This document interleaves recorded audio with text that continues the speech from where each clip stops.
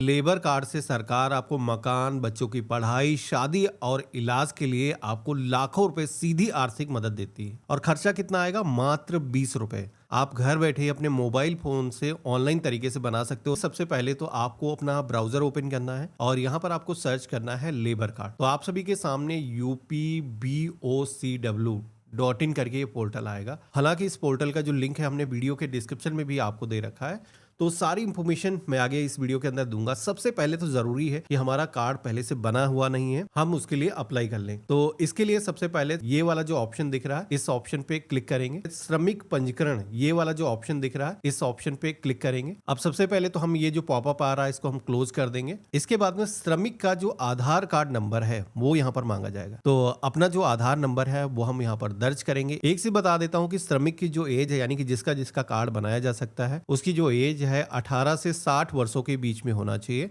और श्रमिक के तौर पर 90 डेज आपने काम किया हो। हालांकि कंसेंट देना होता है, आगे मैं आपको बताऊंगा। और इसके बाद में ये जो कैप्चा कोड दिख रहा है, अगर आपको कैपिटल में कुछ चीजें दिख रही हैं, कैपिटल में, स्मॉल में है, तो सेम वैसे ही आपको फिल करना है। और इसके बाद में एक ओटीपी वेरिफिकेशन होगा जो कि आपके फोन पर आएगा, वो आप ओटीपी यहाँ पर दर्ज करोगे। देन आप सभी के सामने ये इंटरफेस आएगा। अब सबसे पहले जो मोबाइल नंबर है वो देना है।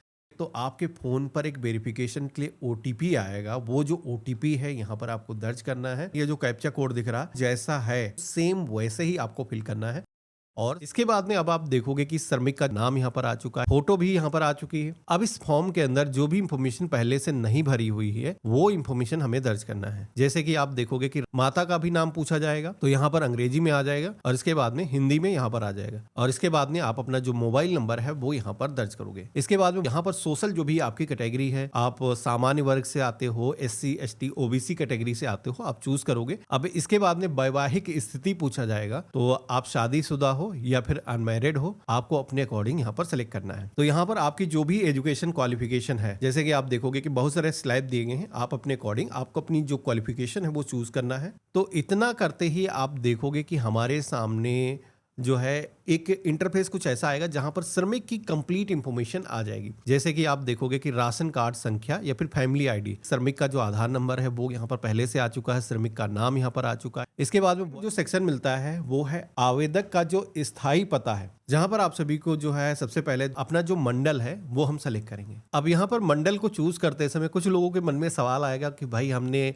स्टेट सुना था या फिर डिस्ट्रिक्ट सुना था, ये मंडल क्या है? तो देखो, ये मंडल जो होता है बेसिकली जिलों का एक समूह होता है। एग्जाम्पल से अगर आप जैसे कि लखनऊ से है, उन्नाव, रायबरेली, सीतापुर, हरदोई, लखनऊ खीरी, ऐसे कुछ राज्यों से हैं, तो उस केस में क्या होता है, लखनऊ आपका मंडल होगा। यानी कि आपके केस में जो भी मंडल है वो आपको चूज करना है, जिला सेलेक्ट करना है, तहसील सेलेक्ट करना है। इसके बाद में जैसे कि जो वर्तमान पता है, यानी कि वर्तमान में जहां पर आप निवास कर रहे हो, देखो ऊपर जो पता हमने दर्ज किया है वो था आवेदक का स्थायी पता है। अब नीचे जो पता हम दर्ज कर रहे हैं वो क्या है? वो है करंट एड्रेस। देखो, हर पर्सन के केस में गवर्नमेंट के रिकॉर्ड के अकॉर्डिंग 2 एड्रेस दर्ज करने का ऑप्शन आता है। कई बार क्या होता है, श्रमिक जो है माइग्रेट होकर के किसी शहर के अंदर बस जाते हैं काम के सिलसिले में। तो अगर आपके केस में ऐसा कुछ है, जैसे कि स्थायी पता आपका गाँव का है और आप अभी काम कर रहे हो, जैसे कि लखनऊ में अभी काम कर रहे हो और आप किसी गाँव के रहने वाले हो, तो उस केस में लखनऊ का पता ऊपर आप दर्ज करोगे और नीचे आप अपने विलेज का नाम दर्ज करोगे। लेकिन कई बार क्या होता है कि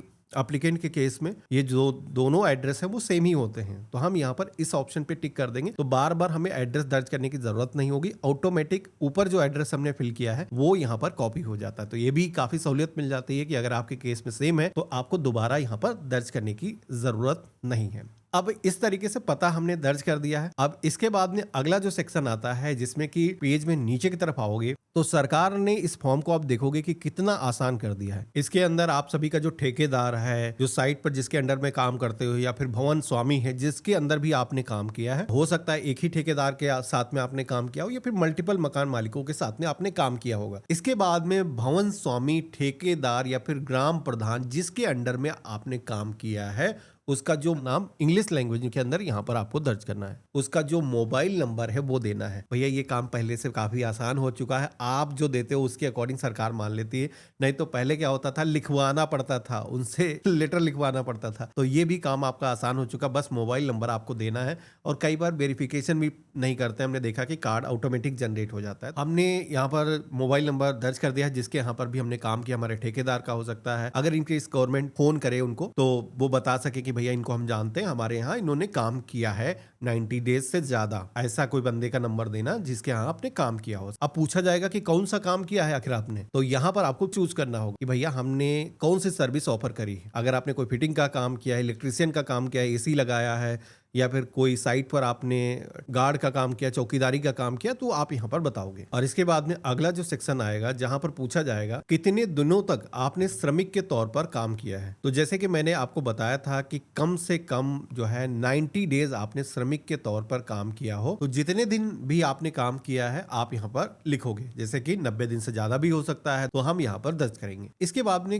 कार्य के स्थान का नाम पूछा जाएगा, कहाँ पर काम किया है, तो आप उस शहर का नाम, जो भी लोकेशन है, जैसे कि आईएम रोड पर हो या फिर अलीगंज में हो, तो आप यहाँ पर बेसिकली बताओगे। इसके बाद में अब आप पेज में नीचे की तरफ आओगे। पहले ये जो नीचे फॉर्मेट दिख रहा है इसको फिजिकली हमको भरना पड़ता था, उसके बाद में स्कैन करके अपलोड करना पड़ता था, और ये काम अब काफी आसान हो चुका है। श्रमिक को यहाँ पर जो घोषणा देनी है वो अपना यहीं पर दे सकता है, कंसेंट दे सकता है। बेसिकली क्या आप काम करते हो, आप देखोगे आपका नाम पता सारी चीजें पहले से भरी हुई हैं, सबमिट करना है। इसके बाद में अगला जो सेक्शन मिलेगा वो होगा बैंक विवरण का, जिसमें कि जो है खाता संख्या यहाँ पर दर्ज करना है। ये सही खाता संख्या दर्ज करना, क्योंकि सरकार की तरफ से जो फायदे दिए जाते हैं इसी खाते के अंदर जाएंगे। इसके बाद में आईएफएसओ कोड यहाँ पर आ जाएगा, जो कि आपके चेकबुक पासबुक पर रहता है। आप देखोगे गौर से तो आईएफएसओ कोड उस पर रहेगा, क्योंकि पैसे रिसीव करने के लिए इसकी जरूरत लगती है। बैंक का नाम ऑटोमेटिक यहाँ पर आ जाएगा, जब आप आईएफएसओ कोड दर्ज करोगे ऑटोमेटिक यहाँ पर फेच हो जाता है, और इसके बाद में जो भी ब्रांच होगी उसकी भी इंफॉर्मेशन आ जाती है। खाता का जो प्रकार है वो चूज करने के लिए कहा जाएगा, तो यहाँ पर जो सेविंग है, बचत खाता, इसे हम सेलेक्ट करेंगे, सबमिट करना है।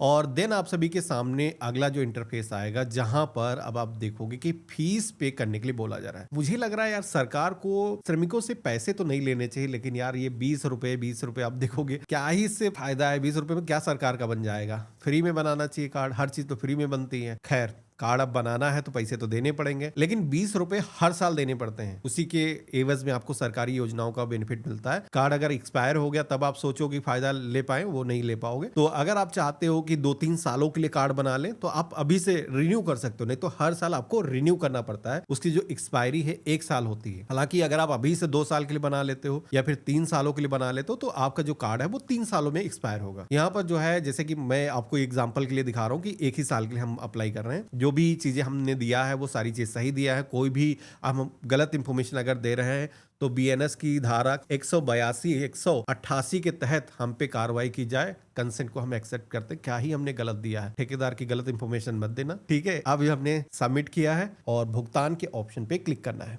तो अब हमारे सामने आप देखोगे कि पेमेंट करने का ऑप्शन आ चुका है। जितने भी सालों के लिए आपने सेलेक्ट किया होगा उसके अकॉर्डिंग यहाँ पर फीस कैलकुलेट होकर के आ जाएगी। अब ये जो पेमेंट है हम कैसे करना चाहते हैं, क्या आपके पास में क्रेडिट कार्ड, डेबिट कार्ड है? अगर है तो आप उससे पेमेंट कर सकते हो, और इसके अलावा यूपीआई का ऑप्शन मिलता है, तो आप यूपीआई के जरिए भी पेमेंट कर सकते हो, जो कि गूगल पे, फोन पे के जरिए आसानी से पेमेंट हो जाएगा। तो यहाँ पर हमने सेलेक्ट कर लिया है यूपीआई वाला, और इसके बाद में ऑप्शन मिलेगा क्यूआर कोड वाला। क्यूआर कोड यहाँ पर आ जाएगा। ये जो क्यूआर कोड है आप स्कैन करोगे अपने गूगल पे, फोन पे, भीम एप्लीकेशन से, आपका जो पेमेंट है जैसे एथेंटिकेट करोगे पिन डाल करके, पेमेंट सक्सेसफुली हो जाएगा। आफ्टर पेमेंट आप सभी के सामने एक पावती स्लिप जनरेट होकर के आ जाती है, जिसपे आपका आवेदन संख्या रहेगा, जितनी फीस आपने पे करी है वो रहेगा, क्या डेट है, भुगतान का जो ट्रांजैक्शन नंबर है वो भी यहाँ पर दिया गया है। तो बस आपका रजिस्ट्रेशन करने का जो प्रोसेस है वो कंप्लीट हो चुका है। अब देखो, रजिस्ट्रेशन करने के बाद में ये जो कार्ड है तुरंत नहीं जनरेट होता है। ये जो कार्ड है करीब 5 से 7 दिन तक का समय लगता है जनरेट होने में। कई बार इससे भी ज्यादा लग सकता है, 7 से 10 दिन लग सकते हैं, 15 दिन भी लग सकते हैं, या 1 महीने तक भी मैंने देखा कई बार ऐसा हो जाता है। तो जैसे कि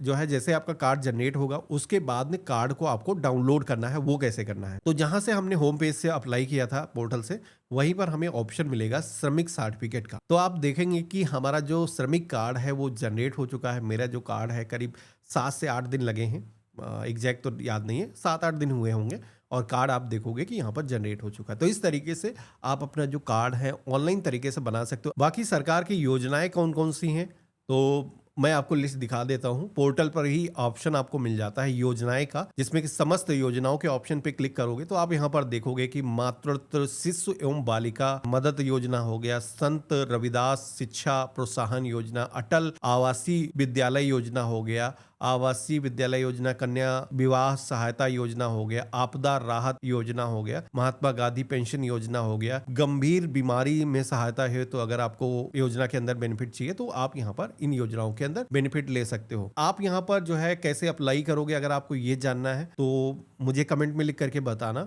मैं इसका एक डेडिकेटेड वीडियो बना दूंगा कि कैसे अप्लाई किया जाता है। क्योंकि योजना के अंदर जब आप अप्लाई करते हो तो उसकी कुछ कंडीशंस होती हैं, उन कंडीशन के बारे में मैं आपको समझाऊंगा। इसका एक सेपरेट वीडियो बना दूंगा, वीडियो के डिस्क्रिप्शन में आप चेक कर लेना, या फिर हमारे चैनल पर जा करके आपको यहाँ पर जैसे कि सर्च का ऑप्शन दिखता है, आप यहाँ पर हमारा वीडियो आप लेबर कार्ड के नाम से सर्च करोगे तो अदर जो भी वीडियो होंगे मिल जाएंगे। आशा करता हूँ वीडियो काफी पसंद आया होगा। अगर आपको वीडियो से कुछ भी नया सीखने को मिला है तो वीडियो को लाइक कर देना, चैनल पे अगर आप नए हैं तो हमें सब्सक्राइब कर लेना, और हम मिलते हैं ऐसे ही एक नए यूजफुल वीडियो के अंदर। तब तक के लिए गुड बाय, जय हिंद।